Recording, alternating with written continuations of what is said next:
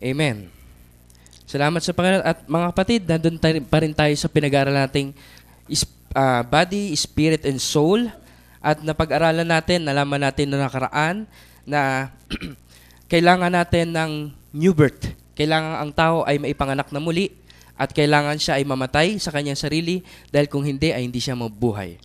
Alright? Napag-aralan din natin na ang sabi ng binasa natin nakaraan sa John chapter 3 verse 3 to 3 verse 3 to 7, except a man be born again, he cannot see the kingdom of God.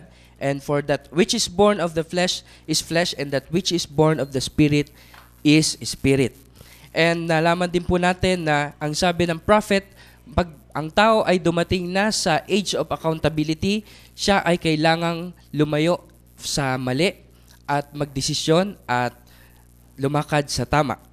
At ang sabi rin po ng propeta, nung napag-aralan natin noong nakaraan, the prophet said that to be born again, you must go to a process of death.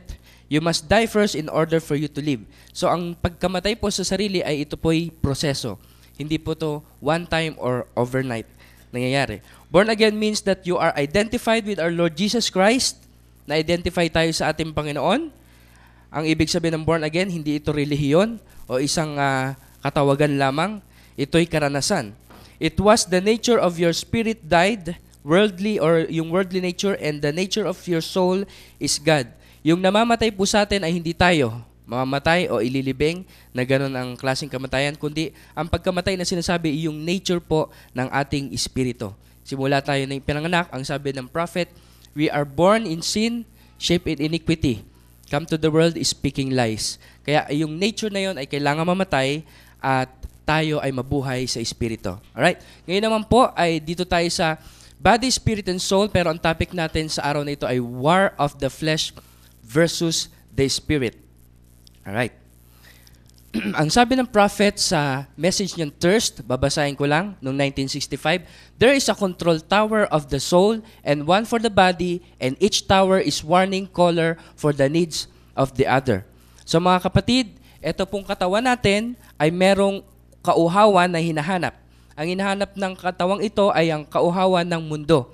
Pero sa kaloob-looban natin, ang ating pong espiritu, sa ating kaluluwa, ibig sabihin sa espiritual, ay ang kauhawan naman ito ay ang salita ng Panginoon o mga bagay ng Diyos. Ayan ang sabi, each tower is warning caller for the needs of the other. And each one calls to the need for what the caller is calling for. It sends out a wave of warning. Parang may warning, kumbaga parang may signal. Nag-warning yung isa't isa. So dalawa pa rin, mga kapatid. For instance, the flesh thirsts to satisfy the desires that is in the body. So itong laman ay nagdi-desire ng mga panglupa o pangkatawan. And the spirit desires for the things that is in the soul. Ngayon, yung espiritu naman ay nagdi-desire, which is kung ano yung hinahanap ng ating kaluluwa, yung ating kaloob-looban. Alam natin, ang kaloob-looban, yun yung pinili ng Panginoon, yung predestinadong binhi, at yun yung naghahanap sa ating Panginoon. Yun yung bahagi ng Panginoon before the foundation of the world. Etong katawan na ito, wala tong bahagi sa Panginoon. Lahat ng gusto nito ay layaw ng laman at layaw ng mundo. Alright. Desire, nasa na tayo? Right. And the spirit desires for the things that is in the soul. Desire is, and many times, listen, these war ones against the other. Sa kadalasan, mga kapatid, itong dalawa ay naglalaban. Alright? Naglalaban. Mamaya, mababasa natin yan sa testimony ni Paul, ni San Pablo. We find there, what's a great trouble today, that too many people try to live between those two desires. Ang mga tao ngayon, mga kapatid, ay gusto nilang mamuhay sa dalawa. Gusto nilang maglingkod sa Panginoon, gusto nilang sumunod sa Panginoon, magpatuloy, pero gusto rin nilang isatisfy yung laman. Gusto rin nilang, gusto mong halimbawa mga kapatid, gusto ng laman na ito ay yumaman, magkapera, gusto niyang makilala, gusto niyang gumawa ng bagay na pang sarili niya. Pero sa kalooban mo, gusto mo rin maglingkod sa Panginoon. So ang sabi ng prophet,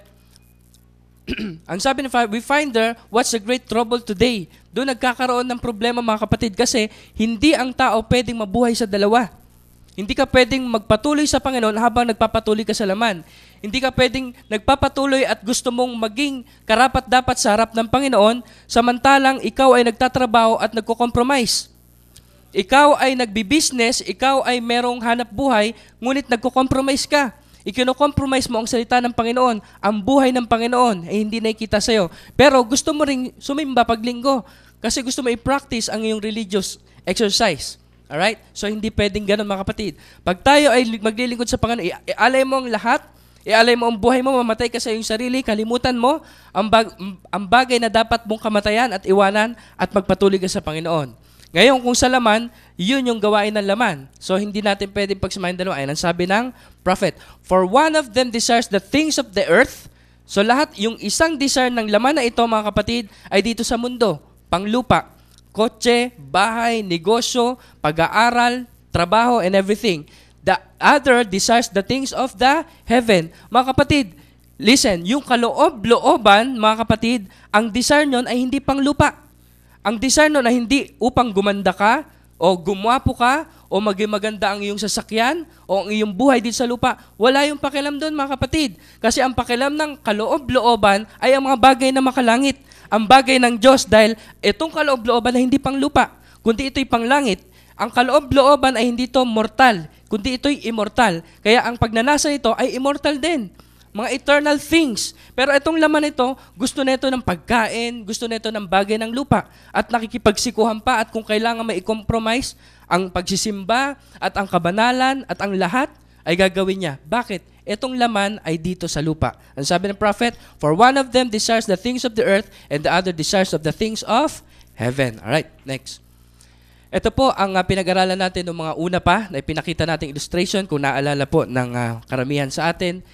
Yung pinag-aralan natin ay yung katawan, yung una, ito yung body. Ito pong tatlong na ito, itong body and yung spirit, kaloob-looban ng body, sa loob ng katawan ay ang espiritu. Alright? Review lang natin. Sa loob ng espiritu ay ang kaluluwa, which is the soul. So, itong soul ay ito yung predestinated seed germ ng ating Panginoon. So, naunawaan natin, natatandaan pa natin. Ngayon, itong tatlong to ay hindi to, ikaw ito. Amen? Ito ay isang tao. Hindi, ikaw ito, mga kapatid, pero hindi ka ibig sabihin ay tatlo. Okay? So, ang pinag-uusapan natin yun, yung war against the spirit and the flesh.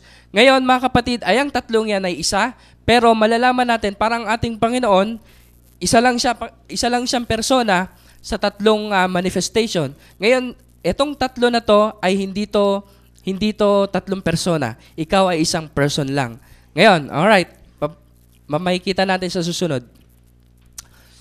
Flesh versus spirit, Apostles Paul's testimony. Yung kabila ay yung laman, eto namang sa kanan ay ang espiritu. Yung una, yung pinakita natin kanina ay yung katawan. Sa loob ng katawan ay may espiritu at sa loob ng espiritu ay may kaluluwa. Ito yung tinutukoy natin, spiritual. Alright? Spirit, yung kanan. Yung kabila, mahal ang mundo, yung isa naman ay mahal ang Panginoon. Sabi ng Romans chapter 7 verse 14 hanggang 19, for we know that the law is spiritual, but I am carnal, sold under sin. Alright. For we know that the law, ang kautusan ay spiritual, pero ako ay nasa laman. Ipinagbili sa ilalim ng kasalanan. Anong tinutukoy ni Paul? Ayon, siya. Alright? Yung flesh na yon. Ayan ay hindi dalawa, si Paul yan parehas. Parang tayo, mga kapatid. Tayo parehas yan. Ang sabi ng verse 15, for that which I do, I allow not. Yung ginagawa ko ay hindi ko nalalaman. Yung ginagawa ko ay hindi ko gusto yon. Mga kapatid, yung ginagawa ko, I do allow, for which I do, allow not. Yung ginagawa ng aking laman, hindi ko kagustuhan. Yung ginagawa ko, hindi ko gusto. Kasi siya parehas yan, mga kapatid. Tayo parehas yan. Now, for what I would, that do I not, but what I hate, that I do. Yung ayaw ko, ayun yung ginagawa ko. See, merong paglalaban sa pagitan ng laman at espiritu. Ayaw mong gawin, pero ginagawa mo. See, ayaw ng kaloob-looban mo, yung bahagi ng Panginoon before the foundation of the world, yung tinawag ng Panginoon, pero yung laman, ginagawa niya.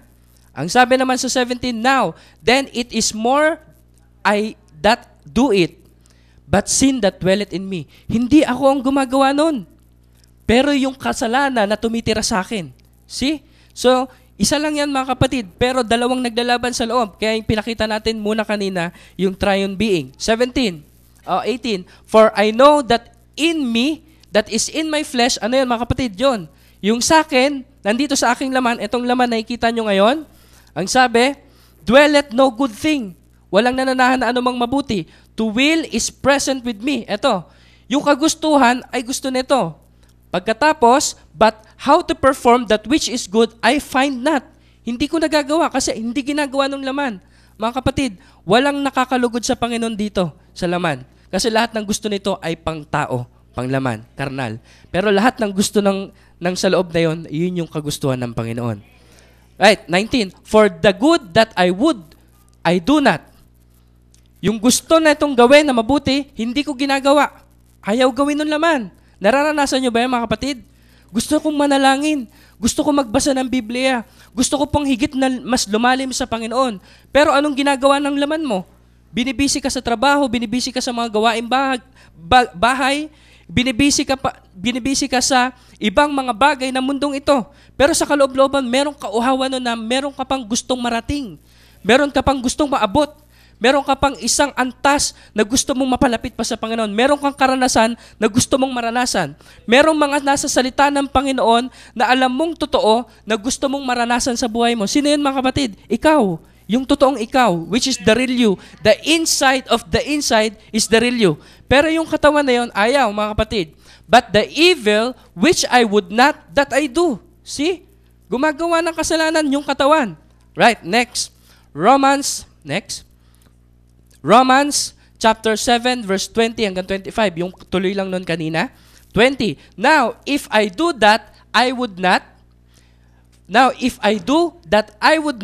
Pag ginawa ko yung bagay na hindi ko gusto, ginawa ng laman, yung hindi ko gusto, nung kaloob-loobang ikaw, it is no more I that do it. Hindi ako ang gumagawa nun, ang sabi nito, but sin that dwelleth in me. Kundi yung kasalanan na tumitira dito sa katawan. Can you say amen? 21, I find then a law, nasumpuan ko ang isang kautusan, when I would do good, pag gusto kong gumawa na mabuti, ito, yung tunay na ikaw. Ikaw mismo to mga kapatid. Pag gustong gumawa na mabuti, evil is present with me. Yung kasalanan, present sa akin, nasa akin. 22, for I delight in the law of God after the inward man. Pero nagpapasalamat ako, nagpupuri sa Panginoon sa pagkataong loob. See? Nagpapasalamat ba kayo sa Panginoon dahil merong pagkataong loob na nagnanasa ng bagay ng Panginoon? Verse 23, but I see another law in my members. Nakita kong ibang kautusan sa miyembro ng aking katawan, warring against the law of my mind. Yun, naglalaban, nagtatalo. Warring against the law of my mind and bringing me into captivity to the law of sin which is in my members. Dinadala kang bihag sa ilalim ng kasalanan nitong mga miyembro ng iyong katawan. Ano yung pinag-aralan natin? Anong senses ng body? Yung sight, yung hearing, yung panlasa, lahat yung limang yan, lahat ng bagay na yan ay gusto ng mundo. Kontra yan sa kaloob-looban dito. See? Gagaling ba ito? Mukhang hindi. Kasi parang hindi ko naman nararamdaman. Walang kinalaman mga kapatid ang 5 senses na ito dun sa kaloob-looban mo. Walang kinalaman ang magiging kagalingan mo right now sa pangalan ng ating Panginoon sa iyong pakiramdam, sa iyong pandinig, sa iyong pakiramdam. Kinikilabutan na ba ako? Medyo minaramdaman na ba akong init mula sa ulo hanggang paa? Humahangin na ba? Andiyan na ba yung ipo-ipong parang... Hindi ganun mga kapatid. Walang kinalaman itong pakiramdam. Doon sa pananampalataya na nasa loob, which is tunay na ikaw. Right? Next. 24, or wretch man that I am. O abang tao ako, ang sabi ni Paul, who shall deliver me from the body of this death? Mga kapatid, kung hindi tayo bibiyaan ng Panginoon, walang makakatakas sa atin dito sa katawang ito. Dahil itong katawan ito ay puro kasalanan, ipinanganak sa kasalanan, at walang gusto sa Panginoon. Gusto mong manalangin, pero gusto ng katawang matulog. Sino nakaranas niyan? Bukas, madaling araw, mananalangin talaga ako. Hindi na ito pwedeng nangyayari sa pamilya ko. Wala akong kinikita. Ang asawa ko ay magkagalit kami. Ang mga anak ko ay may mga karamdaman. Hindi ito pwede. Kailangan kong manalangin sa Panginoon. Hindi ako makapanalangin kasi maingay sila. Gigising ako madaling araw. And then pagdating na madaling araw, nagising ka. And then yung katawan mo, matulog ka kasi pagod ka eh. May gagawin ka pa bukas. Kailangan mo ng tulog. See? Kontra ang katawan na ito. Wala tong kinalaman sa Panginoon. Pero yung kaloob-looban mo, yun niligtas ng Panginoon. Yung bahagi ng Panginoon before the foundation of the world. I thank God through Jesus Christ our Lord. Sino man nagpapasalamat sa gumawa? Ating Panginoon. So then, with the mind, I myself serve the law of God, but with the flesh, the law of the sin. Talaga ito, gusto nito sa kasalanan. Pero basta, ang aking kaisipan, ang aking puso. Kaya ang sabi ng Bible, paglingkuran mo ang Panginoon ng buong puso, buong isip, buong kaluluwa, buong kalakasan. Amen? Paglingkod mo sa Panginoon, kasi etong katawan nito, ayaw talaga yan. May mga kapatid, halimbawa, ikaw ay tinatawag sa pagsasalita o paghahayag ng salita ng Panginoon. Napakarami nating mga Bible studies. Kung sabihin ng diablo sa'yo, medyo gipit ka ngayon, medyo busy ka sa trabaho ngayon, medyo may kinakaharap ka ngayon, siguro wag ka munang mag-ano. Yeah? Ayan ang katawan. Ngayon, pag ikaw ay nag-decide, siguro, titigil muna ako. Wag ka muna magsimba.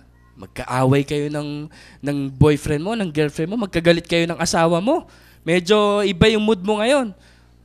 Hindi nga muna ako magsimba. See? Yung katawan ay kontra yan dun sa espiritu. Pero yung kaloob-looban mo, gusto niya maglingkod sa Panginoon. Kaya anong ginagawa? May ginawa na sa atin ng Panginoon. Anong ginagawa ni Pablo? Kaya etong katawan na ito ay dinadala kong bihag. Etong 10 yan, mga kapatid. 10 yan. Yung 5 pandaman ng laman at saka yung 5 pandaman ng espiritu, nagtutulong-tulong yan. Yung reasoning, yung affection, yung gusto mo, parang may gusto ko dun. Ayoko muna sa church. Yung 10 yan, kontra yan dito sa mag-isang to. Ang kakampi lang nito, ang ating Panginoon, mga kapatid. 2 lang sila. So parang tipo yan doon sa 12 tiktik. 12 tiktik na pumunta, yung 10, negative. Hindi natin kaya yon, mga higante ron. Pero sabi ng 2, we are more than able to overcome it. Kaya natin yun. Mga tipaklong lang yun sa harap natin. Pero sabi ng 10, wala tayo, yari tayo doon. Mga higante na doon. Para lang tayong humarap sa ano nito. Di ba? So, eto mga kapatid, punong-puno ito ng pananampalataya. Yung mga kapatid, punong-puno ng kahinaan. Punong-puno ng kaduwagan. Punong-puno ng pag-atras. Pero anong ginagawa ni Pablo? Sabi niya, so then, with the mind, I myself serve the law of God.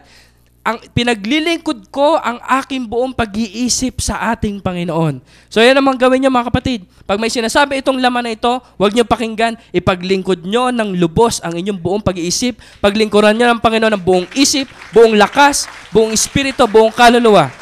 Okay, next. Sticky and carnal nature. Ang sabi ng prophet sa message niyang Question and Answer noong 1964, and as long as you are in this life, listen, habang nandito ka raw sa mundong ito, habang buhay ka mga kapatid, you're going to be sticky and have a carnal nature that's going to bother you as long as you live. So mga kapatid, hanggat nandito ka, magkakasala ka talaga. Parang pagkasagot mo sa isa, ayaw mo magsinungaling, ayaw mo mandaya, ayaw mo lahat. Minsan pag nagsalita ka, parang nakapasigaw ka. Ba't ko ba nasigawan yung asawa ko? Ba't ko ba nasigawan yung kapatid kong yun? Ba't ko ba siya nasaktan? Diba? Hindi mo gusto pero may biglang bugso tong laman na to. See? Hindi mo siya gusto masaktan pero nasaktan mo. See? Habang buhay ka mga kapatid, merong carnal nature itong katawan na ito na magagawa mo. That's going to bother you as long as you live. Ang sabi ba ito ng propeta mga kapatid? This is the prophet now. But the inside of you, listen, but the inside of you, you are born again. Ngunit sa kaloob-looban mo, hindi ibig sabihin, nasaktan mo kapatid mo, nagkatampuhan kayo, nagkaaway kayo, wala na kayo. Mga kapatid, mga ano na kayo, mga serpent seed kayo, mamamatay na kayo pagdating ng Panginoon, hindi kayo ligtas. Hindi ganun mga kapatid. But the inside of you, you are born again, and when you're raised up, you are in the likeness of Christ, and all the sins is gone from you. Amen? See, that's the thing. Next. You'll make mistakes that don't mean that you're lost. Ang sabi ng prophet sa Hebrews chapter 6 noong 1957, you'll make mistakes, you will fall, madadapa ka, magkakamali ka, you'll fail, you'll fall, you'll willfully do wrong. Gagawin mo nga, gugustuhin mo pang gawin, you will go out sometime and do things Minsan pupunta ka at gagawa ka ng mga bagay that don't mean that you're lost. Hindi ibig sabihin na hindi ka ligtas. Hindi ibig sabihin na hindi ka anak ng Panginoon. That means that you are going to get correction. Pero mga kapatid, pag nagkamali ka, itutuwid ka ng Panginoon. At yung sabi ng prophet, my little boy, yung anak ko, lots of time, my children will do things, hindi ko na mabasahin. Ang sabi niya, yung anak ko minsan talagang gumagawa ng labag sa rule ko sa bahay. Talagang sasawayin ako eh. Ngayon, minsan, ang gagawin ko, papaluin ko yung anak ko. Di ba? Ang sabi ng prophet. Pero hindi ibig sabihin, hindi ko na siya anak. Anak ko pa rin yan. Kailangan lang siyang maituwid. See? But it's still your child, certainly. Ang sabi din sa bandang baba. Ngayon, sa 6:01, ang sabi, it's impossible for that man to ever be gone again. Hindi pwedeng maiwala ka ng Panginoon. Maiwawala ka ulit, nasumpuan ka niya ngayon, bukas maiwawala ka niya. Hindi. Kasi ang sabi ng Panginoon, walang sino mang mawawala sa kamay ko ang nilagay sa akin ng Ama. See? Kaya ang prophet nagturo ng eternal security. Kasi meron kang seguridad na hindi ka pwedeng mawala. Pwede ka magkasala, pwede ka madapa, pwede ka magkamali at gawin mo talagang harap-harapan sa harap ng Panginoon. Pero hindi ibig sabihin hindi ka anak ng Panginoon. Gagawing Panginoon ay ikokorek ka. Papaluin ka para bumalik ka sa Kanya. Amen? That's once been born of eternal life. Eternal nga eh. Ano ibig sabihin eternal? Parang circle, walang simula, walang wakas. So paano ka mawawala doon? So God is not an Indian giver. He that heareth my words, ayan ang verse. Alright? Has everlasting life and shall never come to the judgment but is passed from death unto life. Alright, so hindi natin babasahin lahat yan. Next. Okay. Sige. Ang sabi ng prophet din sa question and answers noong 1964, somebody told me. So hindi ko na babasahin para mas mabilis mga kapatid. Meron siya nakausap na isang tao. Ang sabi niya, simula nung matanggap ko ang Panginoon, hindi matanggap ang Panginoon, matanggap ko ang bautismo ng Espiritu Santo. Mga kapatid, hindi to first time lang umaten. Hindi to 2 taon, 3 taon. Natanggap na nito ang Espiritu Santo. Simula natanggap niya raw ang Espiritu Santo, ang sabi dito yun, naka-bold ng konti. Well, since we received the Holy Ghost, kasi ano to parang siyang Afrikano, parang Indian, na hindi siya marunong mag-English mo. Hindi siya masyadong, well, since me received the Holy Ghost, he said, there's been 2 dogs in me, and one of them black dog, and one of them a white dog. So yung black dog, mga kapatid, ay sumisimbolize doon, at yung white dog ay sumisimbolize sa kanyang kaloob-looban, which is yung kanyang espiritu o kanyang kaluluwa. And sabi, they growl and fight at one another. Naglalaban lagi itong dalawang to. Yung puti raw na aso ay gustong gumawa ng mabuti, yung itim naman na aso ay gustong gumawa ng masama. See? Tapos, ang sabi ni Brother Branham, so sir, sinong madalas na nananalo dyan sa dalawang yan? Ang sabi niya, There just depend on the warning of the body that's in you. It depends on which one you cater to. Yung isa mo yun. That depends on which one chief feed the most. Yung pinapakain ko madalas. Oh, mga kapatid, listen. Meron tayong katawan, meron tayong sa kaloob-looban, which is the real you, is yung kaluluwa. Pero pag ang katawan na ito, itong mata ito, ibinabad mo sa TV, maghapon, itong tenga nito ay binabad mo sa mga walang kabuluhang usapan, sa mga walang kabuluhang balita. Amen? O pag-uusap, yung tenga na ito ay ibinabad mo sa musika ng mga makamundo. Etong katawan na ito ay binabad mo sa mall, amen, doon sa mundo, sa mga makasanlibutang mga kasama na hindi dapat. Pag etong mga bagay na ito ay binabad mo sa mundo, mga kapatid, yun yung pinapakain mo, manghihina yung spiritual mo. Amen? Pero pag ang ginawa mo, etong katawan na to, binitbit mo sa church, etong katawan na to na antukin, ginising mo na madaling araw at nanalangin ka sa Panginoon, lumuhod ka sa Panginoon, nagpuri ka sa Panginoon, humingi ka ng tawad sa Panginoon, yung kaloob-looban mo ay lumalakas. Ang sabi dito ng patotoo ng Indianong to ay, which is the one yung pinapakain ko lagi na madalas. Subukan mo yung katawan na yan, huwag mong dalhin sa church. Doon ka lang linggo-linggo sa bahay nyo, sa trabaho nyo, sa mga kapitbahay mong unbeliever, lahat doon ka lang lagi. So, manghihina yung kaluluwa mo. Pero yung kaluluwa mo, lagi mong dalhin sa panalangin, lagi magbasa ng Biblia, lagi makinig ng salita ng Panginoon, laging umate ng gawain, lagi nagpupuri sa Panginoon, lumalayo sa mga chismis, lumalayo sa mga bagay na negatibo. Yung usapan na hindi makakatulong sa spiritual ko yan, kakalimutan ko yan. Yan, sis, na kinikwento mo sa akin, hindi ko papakinggan masyado yan kasi hindi yan makakatulong sa akin. Etong bagay na sinasabi mo sa akin, brother, papakinggan ko ng papakinggan yan. Yung san yung pinapakain mo, yun yung nananalo.